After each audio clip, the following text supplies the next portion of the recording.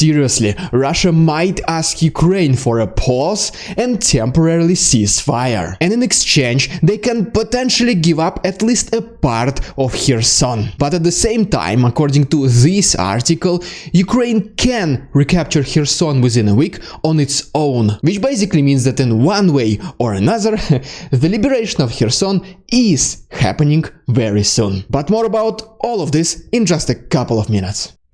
What's up, investors? It's the Russian dude. And let's go straight to the point and watch some footage across the country. And our first video comes to us from Belgrade, where you can see an explosion on a thermal power plant called Luch. As a result of this explosion, a big part of the city was left without an electricity. But the local electrician said that these were just some technical difficulties.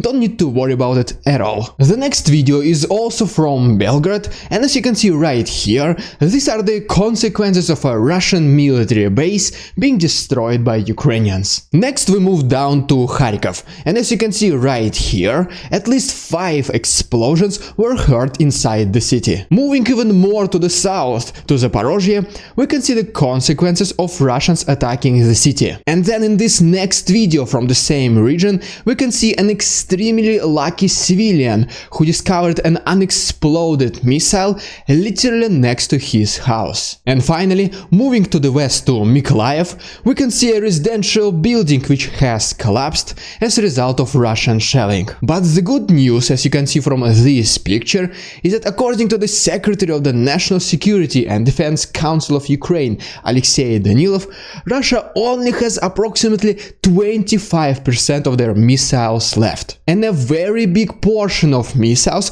were used only in several past days, when Russia was massively shelling the entire territory of Ukraine. And as you can see, this shelling had no negative impact neither on Ukrainian forces nor on their morale, which basically means that Russia wasted hundreds of millions of dollars worth of missiles with no apparent reason. And since they don't have much left anyways, I really hope that this will not happen again in the future. And by the way, here I have a pretty ridiculous video of a Russian drone destroying a fake wooden artillery system. And if you want to see the full video, in addition to literally thousands footages that I uploaded in the past and that will be uploaded in the future, please consider checking my Patreon. The proceeds will be donated to Ukraine, and you can find all the useful links down below. Alright, and now let's talk about the counteroffensive of Ukraine in the east, and today we do have some important updates. First of all, on this map, we can see the changes in territorial control in the last 48 hours. And then, according to the report by the Institute for the Study of War, Ukraine made some gains to the northwest of Svatove. And in response to that, Russians started reinforcing their positions on Svatove-Kreminna road. First of all, it looks like that Ukraine continues its attempts to encircle Svatove from the north and northwest. And at the same time, Russians are doing everything they can not to lose the control over this road, because they realize that this is one of their main resupply roads, which also leads inside Severodonetsk and Lysychansk. But at the same time, Ukrainians advancing to the northwest of Svatove can potentially mean that in the future they can deviate into completely separate directions. And we already talked about Svatove, Lysychansk and Severodonetsk, while the key city of interest to the north will be Troitsk. And I was already talking about this city in details in one of my previous videos, but long story short, it is right next to the railroad which leads directly to Starobilsk and all the way to Luhansk, which potentially means, in the best case scenario, that recapturing this city can disrupt these extremely important logistics lines of Russians. But right now, let's talk about even more important situation in the south, and that Russians might give up Kherson in exchange for the ceasefire. And while I'm going there, please consider liking this video and subscribing to my channel if you like this style of daily updating. You can also follow me on Instagram and send me a message and I will reply to you. Alright, so first of all, according to the very same report by the Institute for the Study of War, Russians are now trying to recapture their positions in the north and northwest of Kherson. But you do remember that the Russian infiltrator in the region, Vladimir Salda, ordered an evacuation for civilians yesterday. And as you already know, things like these are always the prelude to the goodwill gesture by Russians or them losing the control over the territories. Which basically means that most likely the real reason why Russians are trying to reinforce these positions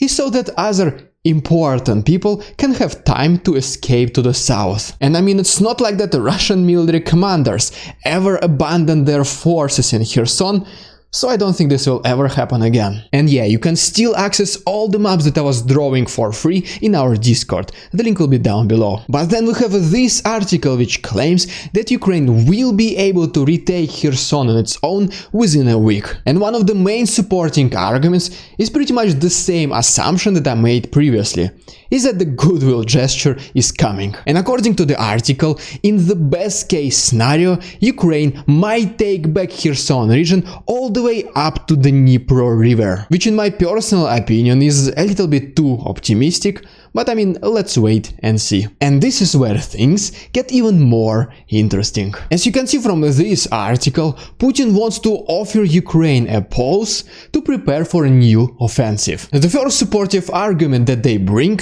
is that more and more Russian officials and politicians are speaking about resuming the peace talks. But at the same time, Putin wants to retain the control over recently occupied territories, and he doesn't want to speak about Crimea at all. I mean, he makes it look like he wants to talk, but he immediately rules out all the talking points as impossible. I hope he understands that this is simply not going to work out. But we might have some hope, because according to the Kremlin's negotiations plan, I mean, as much as you would trust it, the Russian and Ukrainian military can have their own so-called peace talks without needing the approval from their presidents. And in this case, it looks like that at least some Russian authorities are demonstrating the willingness to give up at least a part of Kherson to achieve the ceasefire. And I mean, why would they need a ceasefire in the first place? To answer this question, just take a look at the morale of the Russian soldiers.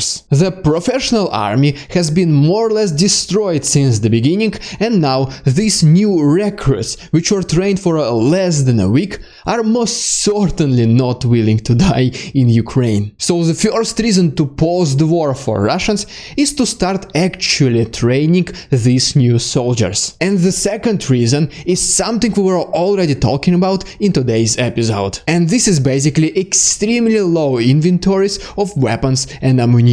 Which basically means that Russia will be building as many new weapons as possible as fast as they can. And I mean, the only logical response from Ukraine should be no. Plain and simple. Now is the time when the enemy is at its most vulnerable point. This is when you finish it. And taking into consideration everything that I just mentioned, let's finally make some sense of the original point of the video, the liberation of Kherson. So on the one side we have Ukrainians who are very well capable of liberating it on their own. And on the other side we have Russians who kinda need to catch their breath and they are willing to give up Kherson in exchange for ceasefire. And I guess it became pretty obvious that if we take these two puzzle pieces and put them together, we'll get the same answer, which is that the liberation of Kherson region will be happening in the nearest future. If you want to support my work, unlock some benefits and get your name featured in my video, please consider becoming my channel member. All the other useful links can be found to my right and down below. Thank you so much for your attention, товарищи, and see you on Monday.